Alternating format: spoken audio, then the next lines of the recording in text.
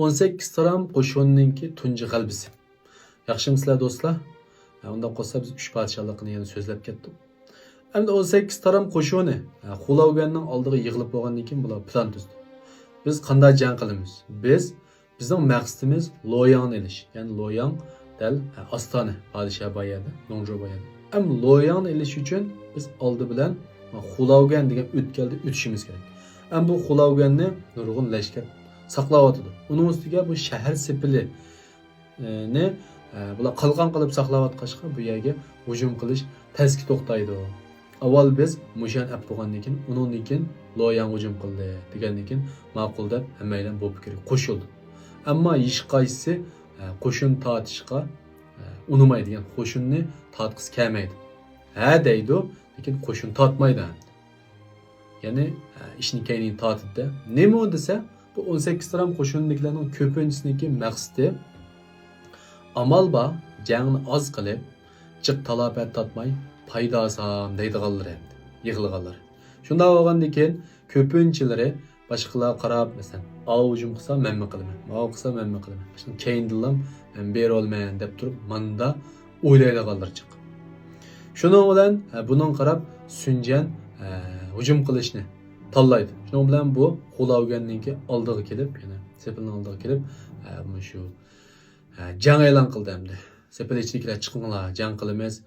Qasing podshohni bo'ziga ketib, bunday qilib biz shu Dongjoni yo'qotmoqchi, bu podshohni bola podshohni egallab oldi, buni kontrol qilib oldi. Biz shu Xan sulolasi uchun dushmanni yo'qotmoqchi degandan keyin u yana saqlayotganlarni chiqib tillaydi. Sen orada qarshi chiqding, Dongchingshan, ya'ni Dongbash vaziri qarshi chiqding. Nima ish qilib bunday qilsa, sizlar o'rniki dushmani degandek bo'lishib, bular ikkisi hamda sap oldiga chiqdi. Chiqqandan keyin shuning bilan ikki tarafning jangi boshlandi. Jang boshlangandan keyin Song'ullar urushdi. Ham Sunjanninki yenda buningki maxsus Song'ullar bor. Ajoyib jang qilish qilmaydi. Bular kim degan vaqtda Chungpu, Huanggay, Xandang, Zumo. Kinoni ko'rganlar buni bilamiz. Bularning ichida Chungpu, Huanggay ikkisi nihoyatda zabardast no'ch polvonlar deyishga bo'ladi. Ammo shu Jangdong ninki, ya'ni Sharqo'ninki polvonlari. Bular kinoning oxirigacha chiqdi hamdi. Mushular chiqib qarshi tarafniki Song'ullar bilan urushib, ular mag'lub qilgandan keyin shundan dushman, ya'ni o'rt tarafninki dushmanlari qechishga boshlaydi askarlar. Qashqandan keyin Sunjanlar keyindan qo'g'lab bularni terib bilan qo'ydi. Keyindan qo'g'lab xil bir yerga bordi. Amaliyotda bularning sap tuzgan yeri Xulavganning ishga yozin xil yiroq. Ammo bular qo'g'lab Xulavganning oldiga berib qoldi. Berib qolgandan keyin mush o'rninki lashkarlari kirkitdi, qochib, uniki Sunjan shu yerga bargoh tuzdi. Maqsad nima desa, bir kun tong atqizib yoki bo'lmasa payt kutib turib, shu Sepilning o'ziga hujum qilmoqchida, hujum qilib shu qo'uqni olmoqchida.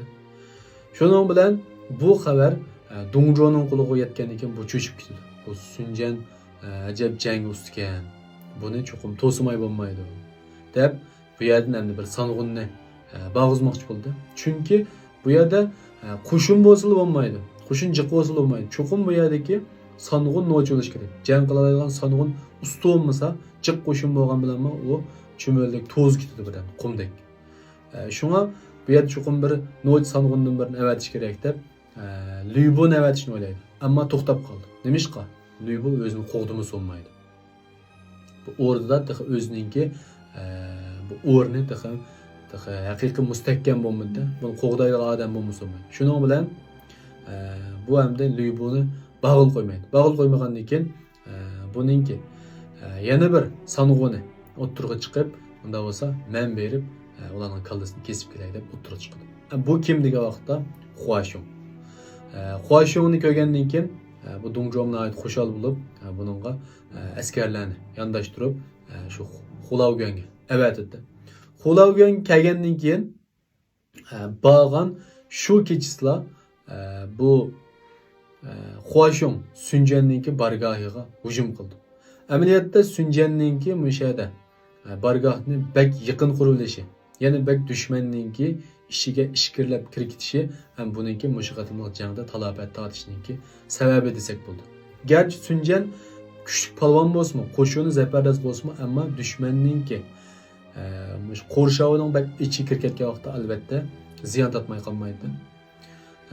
Boshqa qo'shin, ya'ni buningki himoyachi qo'shin, boshqa o'yat tarafning qo'shini buningdan bak yiroqda qoladi. Bu ishkirlab iliqi mush o'rdininki qo'g'in saqlayotgan qo'shinlarni qo'g'ilgan peti bak ishkirlab kirib ketgandan keyin Huashong shu xulavgan keladi, shu kuni kechdilar. Kechisi bular uxlayotgan vaqtda bular hujum qilib, bularninki bargohini terib beran qildi. Shuning bilan bu Sunjanning lashkarlari uyg'onib, o'zini tepib bo'lgacha bu Huashong bu yerda xilijiq qirg'in qilib qalaymaqanchilik tug'dirdi. Shuning bilan hammaylar qocha-qoch bo'lib ketdi. Bunda talafot bo'lib qolganda eng yaxshi usul shu qichish. Nimishqa? Hammaylarni yig'ib jang qilamiz desa, bu yig'ib bo'lgacha bu yerda o'lib tushib ketadigan ish chiqadi. Chunki xalq radlik keldi bu yerga yig'ilib. Ammo siz asldagi bargoh turgan odam atrofdan beriga qarasangiz kiyimingiz yo'q, hatto itingiz yo'q, qarasangiz qilishlaringiz yo'q.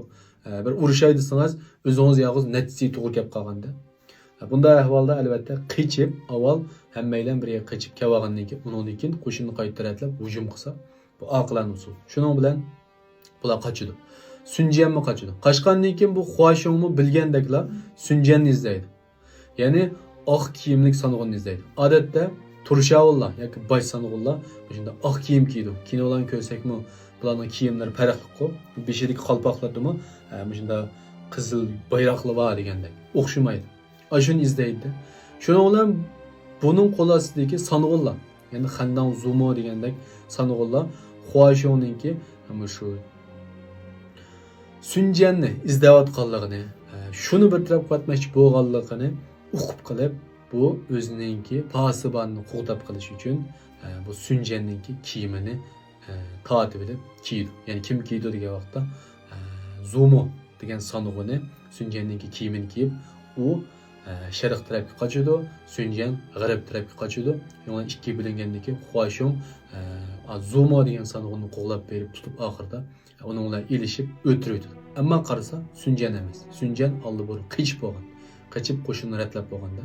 Shuning bilan Huashongninki bu tuyuqsiz bergan zarbasida garchi Sunjanni tutolmagan bo'lsa-mu, ammo Sunjan qo'shiniga qaqshatqish zarb beradi. Sunjanmi qichib qutuldi, qo'shinlarni ratib oldi, ammo hamishada bir nochi sanog'idan ayrilib qoldi. Endi bu 18 taram qo'shinninki ham tunji g'albisi ham tunji mag'lubiyati desak bo'ldi. Unda qo'sa, do'stlar, filmni yoqtirgan bo'lsanglar, ostiga inkas rayoniga alt raqamlarni chiqarib yozib qo'yinglar, gullarni berib qo'yinglar, yuraklarni berib qo'yinglar. Endi biz keyingi filmda nima so'zlaymiz degan vaqtda shu Sunjanninki Huashongni o'ldirish hikoyasini so'zlaymiz.